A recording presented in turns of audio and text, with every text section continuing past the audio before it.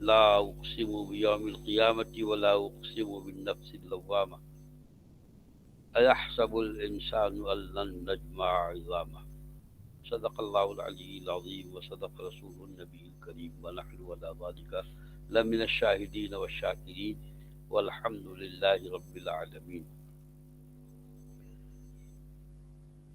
ہم نے جو اب تک گفتگو کی ہے وہ ایمانیات پر کی ہے، اور ایمانیات نام ہے ماننے کا، یقین کا، یعنی یقین سے آگے کی حد تک بھی مان لیں آپ، لیکن ماننے کا نام ہے ایمانیات، کرنے کا کچھ نہیں ہے۔ ماننا ہے اللہ ایک ہے، اور آمنت باللہ و ملائکتہ و کتبہ و رسلہ والیوم الآخر والقدر خیرہ و شرہ من اللہ تعالی والبعث بعد الموت۔ تو یہ سب ماننے کی باتیں ہیں، عمل کا کوئی معاملہ اس میں نہیں ہے۔ جبکہ حساب کتاب جو قیامت کا ہم ذکر کرتے ہیں، اور قیامت کی جب ہم بات کرتے ہیں تو وہاں جو حساب کتاب ہوگا وہ عمل کا ہوگا، اور ایمان کے ساتھ عمل کا ہوگا، یعنی ایمان بھی ہو اور عمل بھی ہو تو جنت میں جانے کے معاملات ہیں۔ اور عمل نہیں ہے اور محض ایمان ہے، اور محض ایمان بہت بڑی دولت ہے، کیونکہ اعمال صالحہ بعض مرتبہ سرزد نہیں ہوتے اور اس سے پہلے آدمی کا انتقال ہو جاتا۔ جیسے کوئی وہ بچہ جو مومن کے گھر پیدا ہو اور 2-4 سانسیں لے اور چلا جائے، تو وہ ایمان والے کے گھر پیدا ہوا، اس لیے وہ صاحب ایمان مانا گیا اور مسلمان مانا گیا۔ اور بہت سے حضرات ہیں اور بہت سے معاملات ایسے ہیں اور بہت سے واقعات اسلام میں ایسے ہیں کہ کسی صاحب نے ایمان قبول کیا۔ ایک صحابی ہیں رسول اللہ صلی اللہ علیہ وسلم کے، خیبر کا واقعہ ہے، اور وہ افریقہ کے رہنے والے ہیں، بکریاں چراتے ہیں خیبر والوں کی، یہودیوں کی۔ انہوں نے رسول کائنات صلی اللہ علیہ وسلم کو دیکھا، ان کا دل ان کی جانب مائل ہوا، وہ ان کے پاس حاضر ہو گئے۔ عرض کیا آپ کیا لائے ہیں اور کیا سمجھانا چاہتے ہیں؟ رسول کائنات صلی اللہ علیہ وسلم نے دین سمجھایا کہ میں انہوں نے اس پر ایمان لے آئے۔ فرمایا یا رسول اللہ میں تو ایمان لے آیا، مگر میں تو ایک دوسرے کی بکریاں چراتا ہوں، ان کی ذمہ داریاں میرے پاس ہیں۔ حضور نے فرمایا بکریاں اکٹھا کرو، اور ان کے پیچھے کنکریں مار دی حضور نے، وہ بکریاں اپنے گھر چلی گئیں سب۔ تو اب ہوا یہ کہ انہوں نے کوئی عمل، ابھی ایمان ہی لائے ہیں وہ، اتنے میں جنگ کا معاملہ ہو گیا۔ خیبر میں جنگ کے لیے تو تشریف لے گئے تھے، اور جنگ کا معاملہ ہو گیا، وہ فوراً ایمان لاتے جنگ میں شرکت کی اور وہ شہید ہو گئے۔ تو کوئی ایک نماز نہیں پڑھی انہوں نے، لیکن اللہ کی راہ میں شہید ہو گئے۔ یہ ایک بہت بڑا کام تھا، کہ بذات خود ایک بہت بڑا عمل ہے۔ تو وہ عمل جن کو ہم فرض عمل کہتے ہیں، ان سے وہ سرزد نہیں ہوئے، لیکن ایمان لائے اور اللہ کی راہ میں شہید ہو گئے۔ اسی طرح بہت سے لوگ جو ایمان لائے اور ان سے کوئی دوسرا عمل سرزد نہیں ہو پایا اور وہ انتقال پذیر ہو گئے۔ تو ایمان اتنی بڑی دولت ہے اور اتنی بڑی نعمت ہے کہ محض اس کی وجہ سے جنت میں جایا جا سکتا ہے، اور محض اس کی وجہ سے جنت مل جائے گی۔ لیکن ایمان اور عمل صالح بالکل برابر ہیں۔ قرآن مجید میں آپ جہاں بھی پڑھیں گے ان الذین آمنوا وعملوا الصالحات، وہ لوگ جو ایمان لائے اور جنہوں نے نیک عمل کیے۔ ابھی ہم قیامت کے منظر پر گفتگو کریں تو ہم یہ دیکھتے ہیں کہ قیامت میں لوگوں کے نامہ اعمال پیش ہوں گے۔ اس دن بھی میں نے عرض کیا تھا کہ نامہ اعمال جن لوگوں کے پیش ہوں گے ان میں ہزارہ لوگ ایسے ہوں گے کہ جو بہت نیک عمل کر کے گئے ہوں گے اس دنیا سے، لیکن انہوں نے کسی کا دل دکھایا ہوگا، کسی کو ایذا پہنچائی ہوگی، کسی کا مال مارا ہوگا۔ نمازیں، روزہ، حج، زکوٰۃ وافر مقدار میں خوب تعداد میں ان کے پاس ہیں، ان کی نماز بھی قضا نہیں ہے اور معاملات ان کے بالکل صحیح ہیں، لیکن وہ دنیاوی معاملات میں، حق العباد کے معاملات میں وہ کمزور ہیں۔ انہوں نے کسی کا مال مار لیا، کسی کا دل دکھا دیا، کسی کی زمین ضبط کر دی، کسی کے پیسے نہیں دیے، تو اتنے ساری باتیں جمع ہو گئی۔ اب آپ کو پتا ہے کہ وہ قیامت کا دن ہے، وہ حساب کتاب کا دن ہے، جس کا حساب کتاب کسی پر چاہیے وہ وہاں وصول کر لے گا۔ وہ جب وہ وہاں وصول کرے گا تو وہ وصول تو ذاتی طور پہ کر نہیں سکتا، وہاں کوئی رقم تو ہے نہیں آدمی کے پاس، وہاں تو اعمال ہیں اچھے یا برے، دو قسم کے اعمال ہیں، یا تو اچھے اعمال ہیں یا برے اعمال۔ اب وہ آدمی اس کے پاس، رب کے پاس جائے گا کہ یا اللہ، یہ جو شخص ہے اس نے میرا پیسہ مارا تھا، یا یہ شخص جو ہے اس نے میرا دل دکھایا تھا، یا میرا فلاں کام کیا تھا، یا بیوی شوہر کے تعلق سے محاسبہ کرے گی کہ انہوں نے مجھے اس حیثیت میں رکھا، یا شوہر بیوی کے تعلق سے محاسبہ کرے گا۔ یعنی کوئی بھی آدمی اپنے اس کے اعمال کے تعلق سے جو اس نے اس کے ساتھ کیا ہے حقوق العباد کے اعتبار سے، وہ ان کا دعویٰ کرے گا۔ تو حقوق العباد پر آج ہم گفتگو کریں گے کہ آج حقوق العباد میں انسان اس کا خیال نہیں رکھ پاتا ہے بعض مرتبہ۔ میں یہ نہیں کہہ رہا کہ ہم اور سب آپ نہیں رکھ رہے، آپ یقیناً رکھتے ہوں گے، لیکن بہت سے انسان حقوق العباد کا خیال نہیں رکھ پاتے، اور جب حقوق العباد کا خیال نہیں رکھ پاتے تو اس کے جو نتائج آئیں گے وہ خراب ہوں گے۔ تو میں نے شاید اس دن بھی عرض کیا تھا کہ وہ مفلس کون ہوگا؟ مفلس وہ ہوگا سب سے زیادہ کہ جو نیک اعمال اللہ کی بارگاہ میں لے کے گیا، لیکن اس کے حقوق العباد اس کے چھوٹ گئے تھے، تو دعوے داروں نے اس کی ساری نیکیاں لے لی، اور اس کے گناہ، ان کے گناہ جو دعوے دار تھے جن کا حساب اس نے نقصان پہنچایا تھا، وہ سارے گناہ لے کر وہ جہنم میں چلا گیا۔ معلوم ہوا کہ جنت میں جانے کے اعمال کیے اور جہنم میں رہا، اس لیے کہ حقوق اللہ کو پورے کیے لیکن حقوق العباد میں ناکامیاب رہا۔ ایک بڑے بزرگ شخصیت ہیں اور ان کا نام ہے عبد القادر جیلانی رحمۃ اللہ علیہ، اور ان کی ایک کتاب ہے فتوح الغیب۔ اس کا آغاز انہوں نے اس جملے سے کیا ہے، وہ میں آپ تک تفصیل کر دوں اور آپ کو اچھا لگے گا، کہ اسلام نام ہے دو چیزوں کا، کچھ اللہ کے حقوق ہیں، کچھ بندوں کے حقوق ہیں، ان کی کما حق ادائیگی کرنے کا نام اسلام ہے۔ اللہ کے حقوق آپ کے علم میں نماز پڑھنا، روزہ رکھنا، حج کرنا، زکوٰۃ دینا، ماں باپ کا کہنا ماننا، یہ حقوق اللہ میں ہے کہ جو حکم اللہ نے دیا وہ حقوق اللہ میں۔ اب یہ ماں باپ کا کہنا ماننا حقوق العباد میں بھی آتا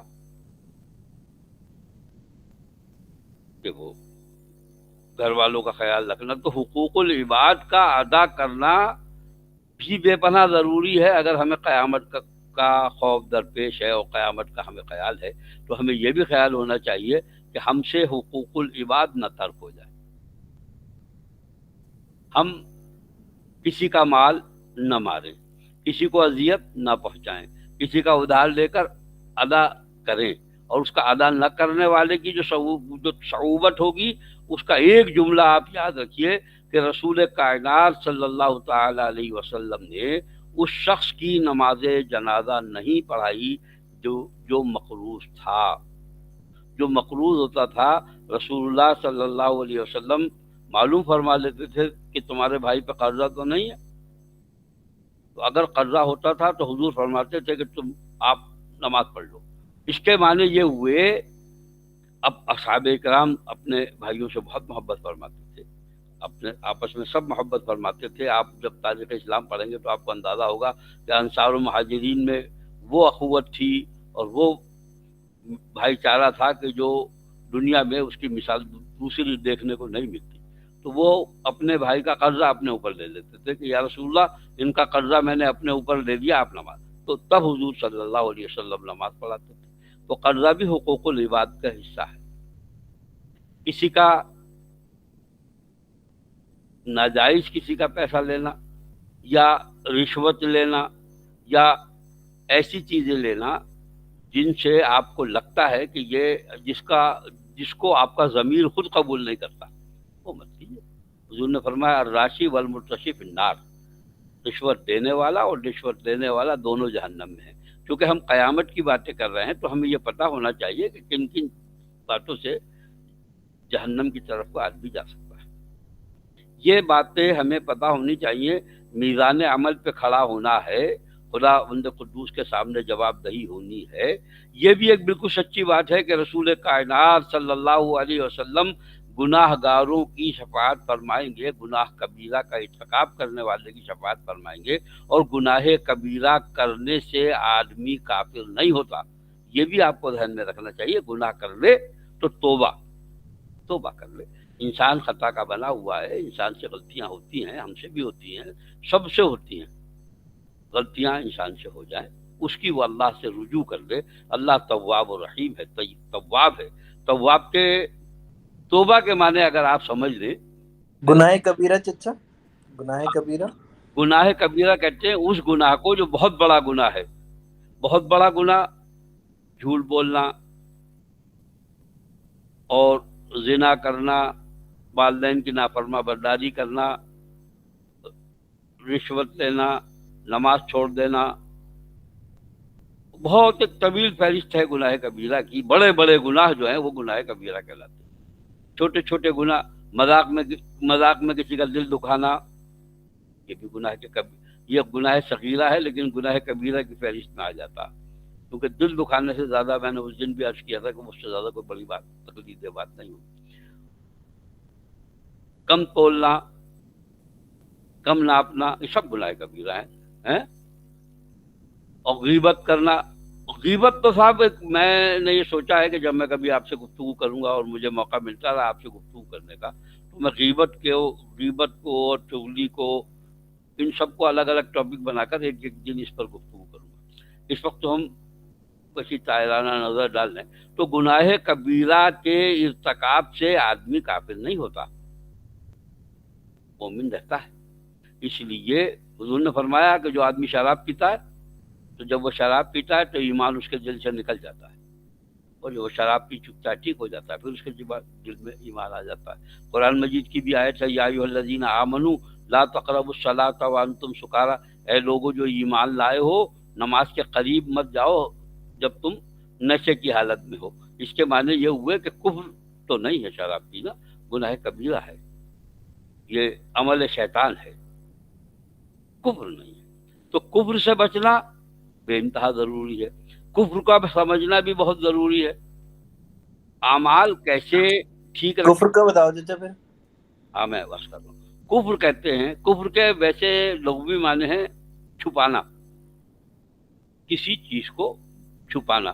چھپاتا کب ہے آدمی؟ جب جانتا ہے، جب چھپاتا ہے۔ جانتا ہی نہیں تو چھپاتا ہی نہیں ہے۔ کسی بات کا علم ہوتا ہے اسے جبھی تو چھپایا جاتا ہے کہ میں چھپا دے۔ یا انکار کر دینا، تو اللہ کے ایک ہونے کا انکار کرنا، یا کسی بڑی بات کو جو اسلام نے فرض کی ہے اس کا انکار کر دینا۔ جیسے آدمی نماز نہیں پڑھتا، معاذ اللہ کوئی شخص اگر نماز نہیں پڑھتا تو وہ کافر نہیں ہوگا نماز نہ پڑھنے کی وجہ سے، گناہ گار ہوگا، گناہ کبیرہ کا ارتکاب کیا اس نے۔ لیکن اگر وہ یہ کہہ دے کہ نماز فرض ہی نہیں ہے تو وہ کافر ہو جائے گا۔ روزہ نہیں رکھتا، اگر وہ اس کا انکار کر دے کہ روزہ فرض ہی نہیں ہے تو وہ کافر ہو جائے گا۔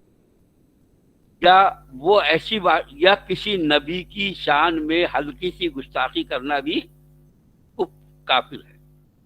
اب آپ دیکھتے ہیں، قرآن پڑھیں گے آپ کو تو اندازہ ہوگا کہ رسول کائنات صلی اللہ تعالی علیہ وسلم کا ادب سکھایا ہے قرآن مجید۔ پہلی یا ایھا الذین آمنوا، قرآن مجید میں 120 جگہ یا ایھا الذین آمنوا کا لفظ استعمال ہوا آیت میں، تو پہلی یا ایھا الذین آمنوا جو ہے وہ ادب سکھا رہی ہے رسول اللہ صلی اللہ علیہ وسلم کا۔ یا ایھا الذین آمنوا لا تقولوا راعنا وقولوا انظرنا، اے لوگوں جو ایمان لائے ہو رسول اللہ صلی اللہ علیہ وسلم سے راعنا مت کہو، بلکہ یوں کہیے انظرنا، یعنی ہم پر نظر کرم فرمائیے یا ہماری طرف نظر فرما لیجیے۔ تو راعنا کے معنی، راعی کے معنی ہوتے ہیں چرواہے کے۔ تو یہودی جو تھے وہ آ کے کہتے تھے یا راعینا ہمارے چرواہے، ان کا مقصود یہ ہوتا تھا۔ اور راعینا کے ایک معنی ہوتے ہیں نظر، مطلب ہماری رعایت فرمائیے، یعنی بات جو آپ فرما رہے ہیں دوبارہ فرما دیجیے۔ تو اللہ نے حکم دیا کہ نہیں، راعینا مت کہا کرو بلکہ انظرنا کہا کرو، تاکہ وہ یہودی جو کہنا چاہ رہے ہیں وہ بات ہٹ جائے۔ یہ بھی بتایا اللہ نے کہ یا جو وہ ہے نا آیت، یا ایھا الذین آمنوا لا ترفعوا اصواتکم فوق صوت النبی، اے لوگوں جو ایمان لائے ہو اور نبی کی آواز سے اپنی آواز کو بلند مت کرو۔ اور اس میں پوری تفصیل یہ بتائی کہ اگر تم نے نبی کی آواز سے اپنی آواز کو بلند کیا تو تمہارے اعمال ختم ہو جائیں گے اور تمہیں پتہ بھی نہیں لگے گا، اعمال ختم، جتنی نیکیاں کی تھی سب ختم ہو گئی ہیں۔ آپ کو پتہ لگے گا کہ آپ حاجی صاحب ہیں، معلوم حاجی صاحب کچھ بھی نہیں ہے، آپ کا تو عمل لکھا ہی نہیں گیا، چونکہ آپ نے رسول اللہ کی آواز سے اپنی آواز بلند کر دی۔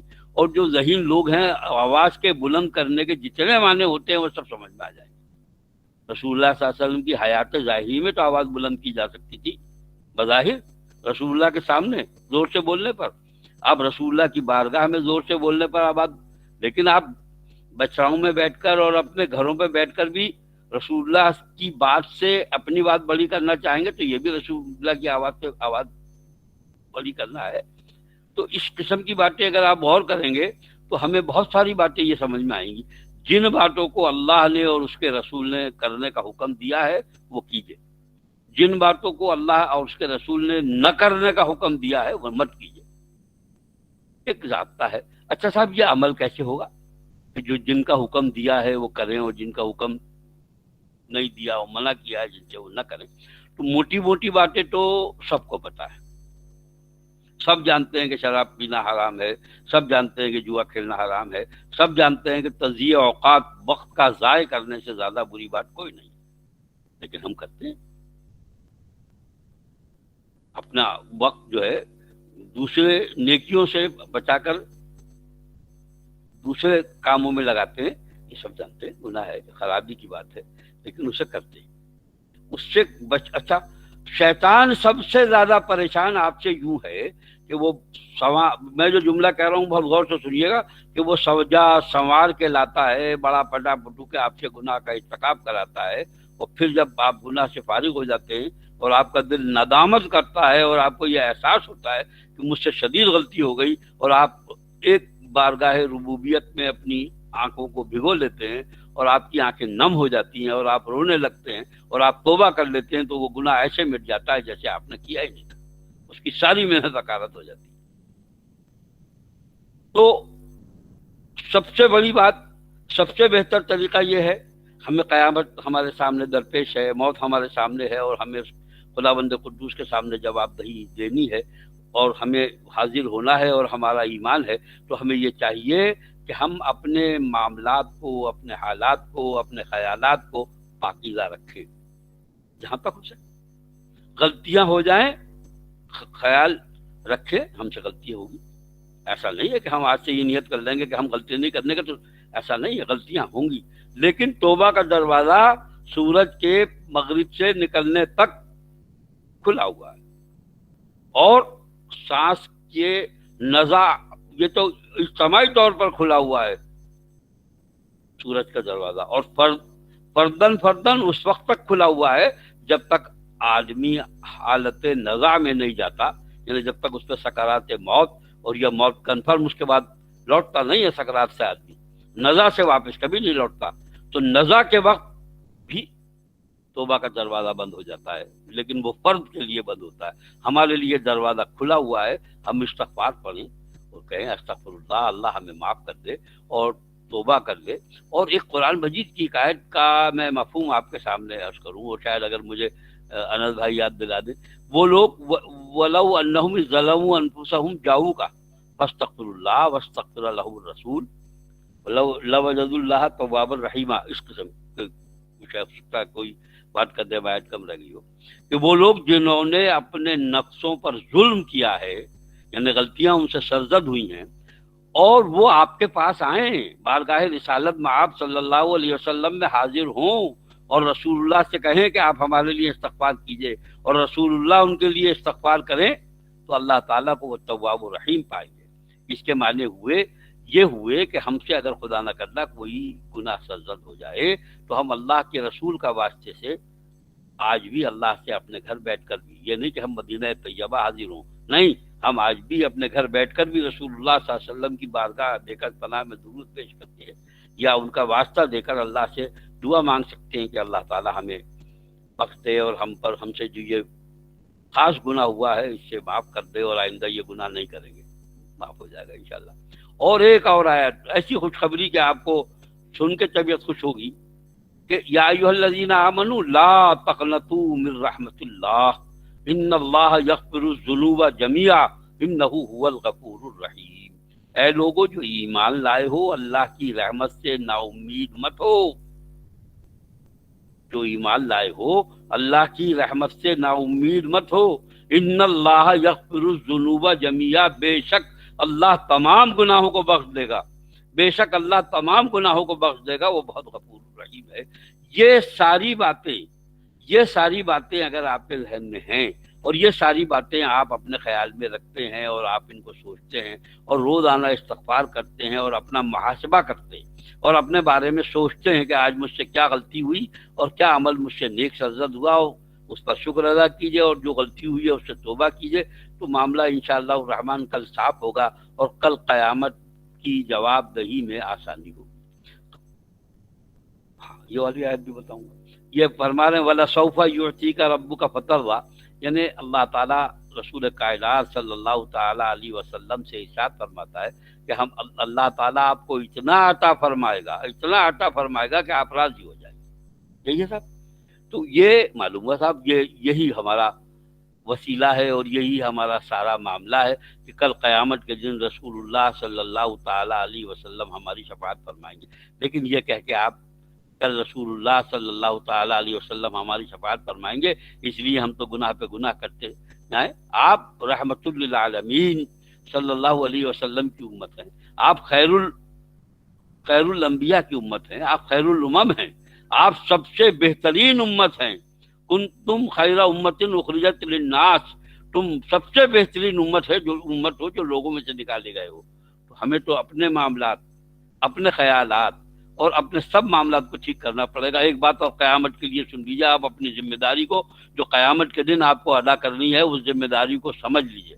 اور ایک آیت اور سناؤں گا قرآن مجید کی جو آپ کو آپ کے کلیجے کو چلنی کر دے گی اگر آپ کے بات سمجھ میں آ جائے گی تو۔ آپ کے لیے قیامت میں ایک بہت بڑی ذمہ داری یہ ہے، میں نے شاید اس دن بھی عرض کیا تھا کہ تمام انبیاء علیہم الصلوۃ والسلام بارگاہ ربوبیت میں پیش ہوں گے، بارگاہ ربوبیت میں پیش ہوں گے اور وہ کہیں گے کہ ہم نے دین پہنچا دیا، ان کے امتی کہیں گے کہ انہوں نے نہیں پہنچایا۔ تو امت محمد مصطفیٰ صلی اللہ علیہ وسلم کو بلایا جائے گا کہ بتاؤ یہ کہہ رہے ہیں اور یہ کہہ رہے ہیں، تو کہیں گے یا اللہ یہ سچ کہہ رہے ہیں انبیاء علیہ السلام، ان نبی نے علیہ السلام نے اپنا دین پہنچا دیا تھا اور انہوں نے انکار کیا تھا اور یہ والا انکار کیا تھا کہ تمہیں کیسے پتا کہ ہمیں اللہ کے رسول نے بتایا اور اللہ کے کلام نے بتایا۔ تو آپ پر ایک بہت بڑی ذمہ داری یہ ہے کہ کل قیامت کے دن آپ تمام امتوں کے گواہ ہوں گے کہ اس نے یہ کیا تھا اور اس نے یہ نہیں کیا تھا۔ کتنا بڑا کام آپ کے سپرد ہے، کتنا بڑا کام آپ کی ذمہ داری میں ہے۔ اس کا مطلب آپ کا معاملہ ٹھیک ہوگا تبھی تو آپ دوسرے کی گواہی دیں گے۔ آپ اپنے معاملات میں الجھے ہوئے ہوں گے تو آپ سے کون پوچھنے جائے گا؟ ایک بات تو ہمیں یہ بھی تیاری کرنی ہے۔ لیکن قیامت کے دن 19ویں سپارے کے پہلے رکوع کی ایک آیت ہے، وہ میں آپ کو سنا دوں۔ یہ قیامت کے دن رسول اللہ صلی اللہ علیہ وسلم اللہ کو جواب دیں گے آپ کی طرف سے، اور وہ یہ ہوگا کہ وقال الرسول یا ربی ان قوم اتخذوا هذا القرآن مہجورا۔ یہ بڑا سخت جملہ ہے۔ فرمائیں گے رسول کہ اے رب میرے اس قوم نے قرآن کو چھوڑ دیا تھا۔ معلوم ہے حالات، اب تو آپ اپنے حالات ملاحظہ فرما رہے ہیں، میں اپنے حالات دیکھ رہا ہوں، آپ اپنی امت کا حال بھی ملاحظہ کر رہے ہیں۔ آپ دنیا میں بیٹھے تو آپ دیکھ رہے ہیں کہ آپ نے قرآن کو کتنا چھوڑ رکھا ہے۔ کسی سے پوچھو کہ آپ نے قرآن پڑھا کہ صاحب نہیں میں نے تو نہیں پڑھا۔ کسی سے پوچھو کہ آپ نے ترجمہ پڑھا تو کہ میں نے نہیں پڑھا۔ کسی سے پوچھیں کہ آپ نے تفسیر دیکھی کہ تو جواب نکل کے آئے گا نہیں۔ 80% لوگوں کو قرآن مجید میری عمر کے، یعنی اس جنریشن کے میری عمر کے لوگوں کو 80% لوگوں کو قرآن مجید نہیں آتا۔ نہیں آنے کے معنی یہ نہیں ہے کہ اسے پڑھنا نہیں آتا، بلکہ قرآن کا فہم نہیں ہے۔ انہوں نے بالاستیاب قرآن مجید نہیں پڑھا۔ بالاستیاب کہتے ہیں شروع سے لے کے آخر تک اس قرآن میں کیا لکھا ہے، کن کن باتوں کا احکام حکم دیا گیا ہے، کن کن باتوں کو کرنے سے منع کیا گیا ہے، اور کون کون سے واقعات بیان کیے گئے ہیں، کن کن انبیاء علیہ الصلوۃ والسلام کا ذکر ہے اس میں، اور کیا کیا باتیں ہیں اس میں. یہ وہ کتاب ہے کہ جس کی وجہ سے آپ پر اس پوری دنیا میں حکومت کی ہے آپ نے. یہ کتاب کے چھوڑ دینے سے جو آپ پہ ذلت آئی ہے، اور وہ کتاب چھوڑ دینے کے موقف پہ چل رہے ہیں ہم. یہ بڑی ایک نیکی کی بات ہے کہ ایک ہفتے میں 3 دن یا کسی وقت نکال کر ہم اللہ اور رسول کا ذکر کر لیتے، لیکن یہ کتاب پکڑنا نہیں ہے، یہ کتاب کو سمجھنا نہیں ہے. ہمارے گھروں میں قرآن مجید ہر مسلمان کے گھر میں رکھا ہے، لیکن قرآن مجید کا پڑھنا ہمیں نصیب ہوتا ہے یا اس کا سمجھنا نصیب ہوتا ہے یا نہیں ہے. اس آیت کا آپ مستحق اور مصداق نہ بنے، اللہ کرے یہ آپ دل سے دعا کریں، ورنہ اس صف میں نہ کھڑے کر دیے جائیں کہ اچھا بھائی جنہوں نے قرآن چھوڑ دیا وہ الگ راستے پہ الگ جگہ جا کے کھڑے ہو جاؤ. بڑا بڑا میدان ہے قیامت کا، وہ نکال کے الگ کھڑا کر دے. اے کاش کہ میں اور آپ اور ہم سب جو اس وقت ہم محو گفتگو ہیں، یہ اس کا مصداق ہم نہ بنے. اور اگر ہم نے آج تک قرآن مجید کی طرف توجہ نہیں کی ہے تو آج سے یہ نیت کر لیں، کیونکہ ابھی ہم بخیر ہیں، تو ہم قرآن مجید کو سمجھنے لگیں. کیونکہ قرآن مجید کے تعلق سے کل قیامت کے دن اللہ تعالیٰ کے رسول صلی اللہ علیہ وسلم فرمائیں گے کہ اس قوم نے قرآن چھوڑ دیا.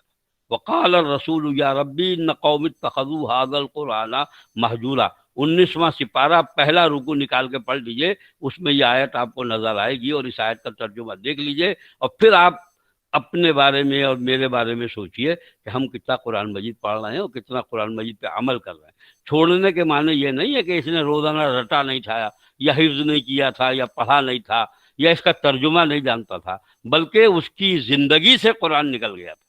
اس کی زندگی کا کوئی فیصلہ قرآن کے ذریعے نہیں ہو رہا، ہماری زندگی کا کوئی فیصلہ قرآن کے ذریعے سے نہیں ہو رہا تھا. یہ بھی ایک بڑا مسئلہ ہے کل قیامت کے دن. میں نے اس دن بھی عرض کیا تھا کہ 3 گروپ ہوں گے. مقربین کا جو گروپ ہے، اللہ ہمیں اس میں شامل کر دے. چاہتے تو ہر آدمی یہ ساری زندگی نماز نہ پڑھے لیکن ایمان سے مرنا چاہتا ہے، کوئی نیک عمل نہ کرے لیکن جنت میں جانا چاہتا ہے. تو اسی طرح ہم بھی صاحب دعا تو یہ کرتے ہیں اللہ تعالیٰ سے کہ اللہ ہمیں مقربین میں رکھے، چاہے ہمارے اعمال کیسے ہی ہو، اس کے فضل کی بات ہے، وہ چاہے تو رکھ دے، وہ بڑا احسان فرمانے والا ہے، وہ چاہے تو رکھ دے تو یقیناً وہ رکھ دے گا، وہ ایک الگ قصہ ہے. لیکن ہم اپنے آپ کو بھی کہیں ٹٹول کر دیکھیں کہ ہم جس قیامت پر ایمان رکھتے ہیں اور زبان سے کہہ رہے ہیں کہ کل قیامت ہوگی اور ہمیں جواب دہی ہوگی، ہر بات کا جواب دینا ہوگا. آپ جانتے ہیں کفار و مشرکین یا وہ لوگ جو اسلام نہیں لاتے، جو اسلام سے نہیں ہیں، وہ قیامت کا یقین نہیں کرتے، وہ آواگمن کو مانتے ہیں، اور وہ اس بات کو مانتے ہیں کہ اللہ اور اس کے رسول کے سامنے بچ جائیں کہ یہ نہیں کرے گا تو پیدا ہو جائے گا، وہ نہیں کرے گا تو وہ ہو جائے گا. بہرحال میں پتہ نہیں کوئی عجیب غریب قسم کی آوازیں آ رہی ہیں. اچھا، تو وہ کل قیامت کے دن وہ جو معاملات ہوں گے اور وہ جو جواب دہی ہوگی اور وہ جو سب قصے ہوں گے، ان سب سے بری ذمہ ہونے کے لیے آج آپ کے پاس وقت ہے.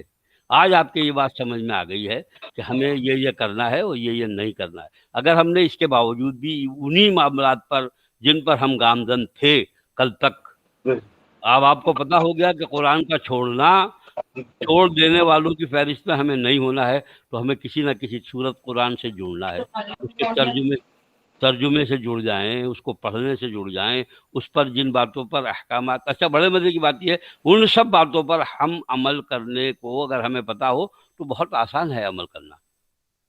بھائی سود ہم نہیں لیتے، شراب ہم نہیں پیتے. جن اعمال کو ہم نہیں کر رہے، ہم اس کو یہ مانتے چلے جائیں کہ اللہ نے حکم دیا تھا اس لیے نہیں کر رہے، اللہ نے حکم دیا تھا اس لیے نہیں کر رہے. تو ہمارے پاس اگر ہمیں پتہ ہو کہ اور کن کن باتوں کو منع کیا، اسے بھی روک دیں گے. جب ہمیں پتہ ہے کہ قیامت کا دن آئے گا اور ہم سے سوال جواب ہوں گے، تو ہم اس بات کا پورا یقین رکھیں گے اور پورا خیال رکھیں گے کہ ہم قیامت کے دن سے خوش رہیں اور رسول اللہ صلی اللہ علیہ وسلم کے حوض کوثر پر جا کر ان کے دست مقدسہ سے کوثر کا جام پیے. کوثر کے تعلق سے ایک جملہ اور سن لیجیے، اس کی بڑی تعریفیں آپ نے سنی ہوں گی. بہت تعریفیں آپ نے کوثر کی سنی ہوں گی کہ بہت بڑا حوض ہے، اور ہر نبی کو اس کی ایک تالاب عطا ہوا ہے، ایک کوثر عطا ہوئی ہے ہر نبی کے پاس۔ ہر نبی کی امتیں اب ان کے پاس جائیں گی اور ان کے حوض کوثر سے وہ پئیں گی۔ لیکن جو حوض کوثر آپ کے لیے ہے، رسول اللہ صلی اللہ علیہ وسلم کی امت کے لیے ہے، ایسا حوض کسی کے پاس نہیں۔ اس کی سب سے بڑی خوبی یہ ہوگی کہ جو وہاں پانی پی لے گا اسے پھر پیاس نہیں لگے گی، پورے میدان محشر میں وہ پیاسا نہیں ہوگا، اور وہ دودھ سے زیادہ سفید اور شہد سے زیادہ میٹھا اور بڑی نعمتوں والا ہوگا۔ یہ ساری باتیں اگر آپ کے دل میں بیٹھ گئیں اور اس پانی کی تمنا آپ کو ہے، تو اس پانی کو پینے کے لیے وہ سارے عمل کرنے پڑیں گے جو رسول اللہ صلی اللہ علیہ وسلم نے بتائے ہیں۔ اس دن بھی میں نے یہ عرض کیا تھا کہ حوض کوثر پر لوگ جائیں گے اور ان کے چہروں سے رسول اللہ انہیں پہچانیں گے کہ ان کے چہرے وضو سے ہیں اور ان کے ہاتھ پیروں پر وضو کے نشانات ہیں، لیکن انہیں فرشتے روکیں گے کہ نہیں یا رسول اللہ، انہوں نے ان کے اعمال جو ہیں وہ آپ کے پاس آنے لائق نہیں ہے۔ ایک بات اور، یہ تو وہ باتیں ہیں جو میں نے کی، لیکن جو خوشائند باتیں ہیں وہ یہ ہیں کہ اللہ تعالیٰ بڑا غفور الرحیم ہے، بڑا کرم فرمانے والا ہے۔ اس دن اس کی رحمت، اس کی، آپ نے کسی کے ساتھ چھوٹی سی بھی نیکی کی ہوگی تو اللہ تعالیٰ وہ نیکی آپ کو دکھا دے گا۔ کسی کے ساتھ آپ نے اچھائی دیا ہوگا، کسی کا خیال رکھا ہوگا، تو وہ اس دن آپ کو جہنم کا منہ نہیں دیکھ سکتا۔ کچھ لوگ ایسے ہوں گے جو عرش کے سائے میں ہوں گے، وہ شخص بھی ہے کہ جو اس نے سچ بولا، وہ شخص بھی ہے جو عادل ہے، وہ بادشاہ عادل بھی ہوگا، امام عادل بھی ہوگا، سچ بولنے والا بھی ہوگا، اور جس کا دل مسجد میں بہت لگتا ہوگا وہ بھی ہوگا، اور خیال رکھنے والا بھی ہوگا اپنے ماں باپ کا۔ بہت ساری باتیں ہیں، یہ سب جب آپ مطالعہ کریں گے تو آپ کو اندازہ ہوگا کہ یہ بھی ہو سکتا ہے کہ آپ عرش کے سائے میں ہوں۔ ہمیں آج یہ طے کرنا ہے کہ ہمیں کون سا راستہ اختیار کرنا ہے۔ قیامت کا جب خالی ایمان، جب ہمارا ایمان ہے اور ایمان کے بعد عمل شروع ہوتا ہے، بڑے مزے کی بات یہ، ایمان تک کوئی عمل نہیں ہے۔ جب آپ ایمان لاتے ہیں تو پھر اس میں کہیں عمل نہیں ہے، لیکن اگر ہم دیکھیں ایمان کو، اندر سے جھانک کے دیکھیں، تو بغیر عمل کے تو ایمان کا ایک قدم بھی آگے نہیں چل سکتے آپ۔ اللہ پر ایمان لاتے ہیں تو اس کی عبادت کیجیے، فرشتوں پر ایمان لاتے ہیں تو یہ سوچیے کہ یہ چاروں طرف گھیرے ہوئے ہیں، یہ لکھ رہے ہیں، یہ دیکھ رہے ہیں، یہ قبر میں بھی آئیں گے، اور یہ ابھی کاندھے پہ بھی بیٹھے ہیں ہم۔ اور کتابوں پہ ایمان لاتے ہیں تو اس کے احکامات کی پابندی کیجیے، رسولوں پر ایمان لاتے ہیں تو ان کی بات کو مانیے، جو اللہ کے علاوہ، اللہ نے جو فرمایا اس کے علاوہ جو رسول اللہ کا طریقہ ہے اس پر گامزن ہونے کی کوشش کیجیے۔ تقدیر پر ایمان لاتے ہیں تو کسی سے جلیے مت، کسی کو کھاتا پیتا دیکھ کر افسوس مت کیجیے، اور جس حال میں ہیں آپ اسی میں خدا کیجیے کہ یہی تقدیر تھی آپ کی، اللہ جانتا ہے آپ کو جو اس نے مناسب سمجھا ہوا عطا کر دیا۔ تو آپ میں کینہ پیدا نہیں ہوگی، آپ میں حسد پیدا نہیں ہوگا، آپ کا شعور بالغ رہے گا، آپ کو ایک توکل ہوگا خدا کی ذات پر کہ نہیں، جو اس نے دیا وہ بہتر ہے اور اسی میں سارے کام میرے حل کرے گا، جس نے منہ کھولا ہے وہ رزق بھی دے گا، ایسا توکل آپ کے ذہن پہ ہوگا۔ تو یہ ساری باتیں جو ایمان کی ہیں، یہ عمل میں آسانی پیدا کرنے والی باتیں ہیں، اور یہ آپ کے اعمال کو اعمال صالحہ بنانے کے لیے سب سے اہم چیز ہے ایمان۔ ایک جملہ اور سن لیجئے پھر بات پوری کرتا ہوں، کہ قیامت کے دن وہ شخص فائدے میں اور نفع میں رہے گا کہ جس کے دل میں ذرہ برابر بھی ایمان ہوگا۔ اگر وہ اپنی بدعمالی کی وجہ سے جہنم میں چلا بھی گیا تو چند دنوں کے بعد، یا وہ وقفہ جس میں اس کی سزا پوری ہوتی ہے، اس کے بعد وہ 100% باہر نکل کر آئے گا، چاہے رسول اللہ صلی اللہ علیہ وسلم کی شفاعت سے نکل کر آئے، یا اولیاء اعظام کی شفاعت سے نکل کر آئے، یا خداوند قدوس کے فضل و کرم سے نکل کر آئے۔ ایمان والا جہنم میں ہمیشہ ہمیشہ نہیں رہے گا، کافر ہمیشہ جہنم میں رہے گا، جس نے اللہ کا انکار کیا، اللہ کی توحید کا انکار کیا، اللہ کے احکامات کا انکار کیا۔ اسی لیے ایک چھوٹے سے حکم کا بھی انکار کر دینے والا کافر ہے۔ رسول اللہ صلی اللہ علیہ وسلم کی ایک بات اور سمجھ لیجیے، رسول اللہ صلی اللہ علیہ وسلم کے بدن کے پہنے ہوئے کپڑے، جوتے، بال، یا کسی بھی نبی کے کسی بھی بدن کے حصے کا کی توہین کرنے والا من حیث النبی وہ کافر ہو جائے گا، کیونکہ اس نے اللہ کے نمائندے کی توہین کی ہے۔ تو یہ باتیں ہمیں یہ پتہ ہونی چاہیے، اور ہمیں قرآن مجید کی طرف توجہ ہو جانی چاہیے، اس کے مطالعے کی کوشش کرنی چاہیے، اس کا ترجمہ پڑھنا چاہیے، اس پر عمل کرنے کی کوشش کرنی چاہیے۔ اور میرے خیال میں نے آپ کا اچھا خاصا وقت لے لیا۔ السلام علیکم ورحمۃ اللہ چاچا وبرکاتہ۔ میں یہ بول رہا تھا آپ سے کہ جی بیٹے۔ آپ نے کیا کہتے ہیں، ایک تو اس کا غیبت کے لیے کیا ہے تو اس کو آپ نوٹ کر لیں، غیبت نہیں کے لیے مجھے، آپ میں نے آپ کو بتایا بتا نا۔ دوں، ہاں جی جی میں آپ کو بتا دوں، میں نے لسٹ بنا رکھی ہے کہ مجھے آپ سے کیا گفتگو کرنی: غیبت، چغلی اور زنا